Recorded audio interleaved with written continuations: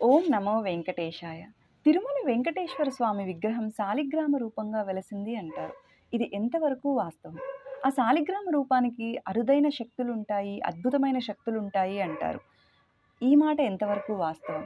శాలిగ్రామ రాళ్ళల్లో బంగారం ఉంటుంది అంటారు. అసలు ఆ విగ్రహం వెనక ఉన్న చరిత్ర ఏమిటి? ఆ శాలిగ్రామ రాళ్ళ గురించి ఏమిటి? అండ్ ఆ శాలిగ్రామ రాళ్ళు ఓన్లీ నేపాల్‌లోని గండకీ నదిలో మాత్రమే ఎందుకు దొరుకుతున్నాయి? ఇలాంటి ఎన్నో అరుదైన ప్రశ్నలకు సమాధానం ఈ వీడియోలో తెలుసుకుందాం.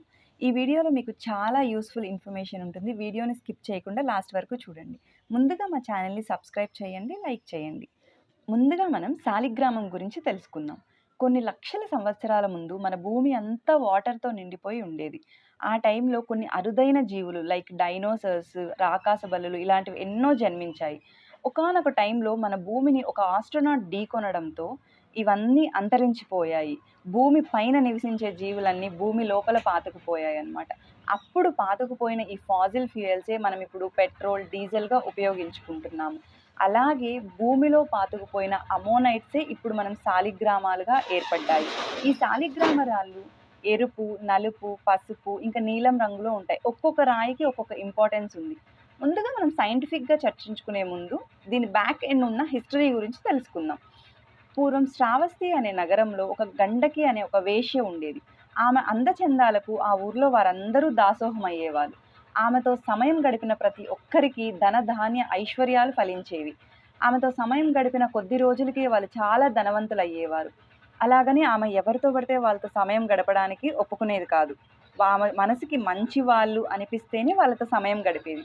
ఇవంతా గమనించిన శ్రీ మహావిష్ణుమూర్తి ఆమెను పరీక్షించాలి అనుకొని డబ్బున్న వ్యక్తిగా ఆమె వద్దకొస్తారు. ఆమె ఆ రోజు అతనితో సమయం గడపడానికి కూడా ఒప్పుకుంటుంది. అయితే ఆమె భర్తగా స్వీకరించడం వల్ల అతనికి సేవలు చేసుకోవడానికి అతని చొక్కా విప్పి చూసినప్పుడు ఒళ్ళంతా పుండ్లు, అతని దగ్గర నుండి విపరీతమైన దుర్వాసన. ఇవే కాకుండా అతనికి కుష్టి రోగం కూడా ఉంటుంది. కానీ ఆ గండకి గారు ఆయన్ని భర్తగా స్వీకరించిన ఒకే ఒక కారణంగా అతనికి సేవలు చేయడం కోసం వేడి నీళ్లు పెట్టి తలస్నానం చేయించి, ఒళ్ళంతా సంపంగ నూనె రాసి, ఆ రోజు పంచభక్ష పరమాన్నాలతో భోజనం కూడా పెడుతుంది. ఇదంతా జరిగిన తర్వాత ఆ రోజు రాత్రి ఆ రోగిష్టి మరణిస్తాడు. సో, అప్పటి ఆచారాల ప్రకారం సతీ సహగమనానికి కూడా ఏర్పాటవుతుంది. అయితే దహన సంస్కారాలు మొత్తం ఆమె అరేంజ్ చేసి, ఆ చితికి నిప్పంటిచ్చి, ఆ చితిలోకి ఆమె కూడా వెళ్ళిపోతుంది. సో, ఇవంతా ఆమె గొప్పతనాన్ని చూసిన శ్రీ మహావిష్ణువు ఆ నిప్పులనే పూలగా మార్చేస్తారు. మార్చేసి ఆమెని ఏం వరం కావాలో కోరుకోమంటే, ఆ గొ ఆమె ఏం వరం అడగాలో తెలియక ఆ టైంలో శ్రీ మహావిష్ణువే ఆమె గర్భంలో పుట్టాలి అని కోరుకుంటుంది. అయితే అప్పుడు శ్రీ మహావిష్ణువు ఆమెకు వరమిస్తాడనమాట. ఏంటంటే, "నువ్వు ఇలా గండకీ నదిలో ప్రవహిస్తావని, ఆ నదిలో నేను నీ గర్భంలో శాలిగ్రామ రాళ్ళుగా జన్మిస్తాను" అని వరమిస్తాడు. అందుకే మనకి నేపాల్‌లోని గండకీ నదిలో మాత్రమే ఈ శాలిగ్రామ రాళ్ళు లభిస్తాయి. ఇప్పుడు మనం సైంటిఫిక్‌గా చూసుకుంటే గండకీ నదిలో వజ్రకీట అనే పురుగులు నివసించేవట. సో, అవి వాతావరణ పరిస్థితులు తట్టుకోలేనప్పుడు ఈ రాళ్ళని చెక్కుకుంటూ లోపలికి వెళ్ళి లోపల నివసించేవి. అయితే ఈ చెక్కే విధానం శంఖ, గద, చక్ర, నరసింహ ఆకారాల్లో ఉంటాయి అనేది ఒక ఆర్గ్యుమెంట్. ఇంకో ఆర్గ్యుమెంట్ ఏంటి అంటే 60 మిలియన్ సంవత్సరాల ముందు అమ్మోనైట్స్‌గా ఏర్పడ్డ ఫాసిల్ ఫ్యూయల్స్ అన్నీ సో, అవి శంఖ, గద, చక్ర ఆకారాల్లో ఉండడం వల్ల నది ప్రవాహానికి దొర్లుకుంటూ వెళ్ళినప్పుడు అవి రాళ్ళగా ఏర్పడ్డాయని ఇంకొకళ్ళు చెప్తూ ఉంటారు. అయితే ఆ దొరికిన ఆ రాళ్ళల్లో కొద్దిపాటి బంగారం గూడా దొరుకుతుందంట. ఆ అమోనైట్స్‌ని మనం ఇప్పుడు పగలగొట్టి చూసినా లోపల శంఖ, గద, చక్ర ఆకారాల్లో ఉంటుంది అనేది ఇంకొకరు చెప్తూ ఉంటారు. అసలు శాలిగ్రామ రాయికి ఉన్న శక్తి ఏంటి అంటే, ఎలక్ట్రాన్స్ వచ్చేసి ఆ రాళ్ళలో చాలా సులువుగా మూవ్ అవుతూ ఉంటాయి. అంటే ఇవి మినీ కాస్మోస్‌తో సమానం. అంతులేని శక్తి అందులో ఉంది అంటుంటారు. యాక్చువల్‌గా ఆ శాలిగ్రామ రాయి మన ఎదురుగా ఉన్నప్పుడు మనం ఒక పాజిటివ్ ఎనర్జీతో ఉంటే, మన చుట్టూ పాజిటివిటీనే స్ప్రెడ్ చేస్తుంది. అదే ఒకవేళ మనం నెగెటివ్ ఆలోచనలతో, నెగెటివిటీతో ఉంటే నెగెటివిటీనే స్ప్రెడ్ చేస్తుంది. అయితే అందుకే ఏమో చాలామంది మహర్షులు, ఋషులు వీళ్ళందరూ చెప్తుంటారు కదా! శాలిగ్రామ రాళ్ళని ఇంట్లో పెట్టుకోకూడదు అనేసి. అందుకేనేమో.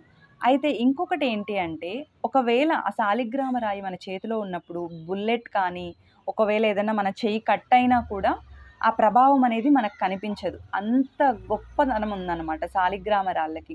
అందుకే చాలామంది స్మగ్లర్స్ వచ్చేసి వీటిని కోట్లల్లో అమ్మకానికి పెట్టుంటారు. ఇంకొకటేంటంటే చాలామంది డబ్బున్న వాళ్ళు ఈ రాళ్ళని కొనుక్కొని ఇంట్లో పెట్టుకోవాలని కూడా అనుకుంటారు. కాకపోతే ఏంటంటే ఈ రాళ్ళు దొరకడం అనేది చాలా కష్టం.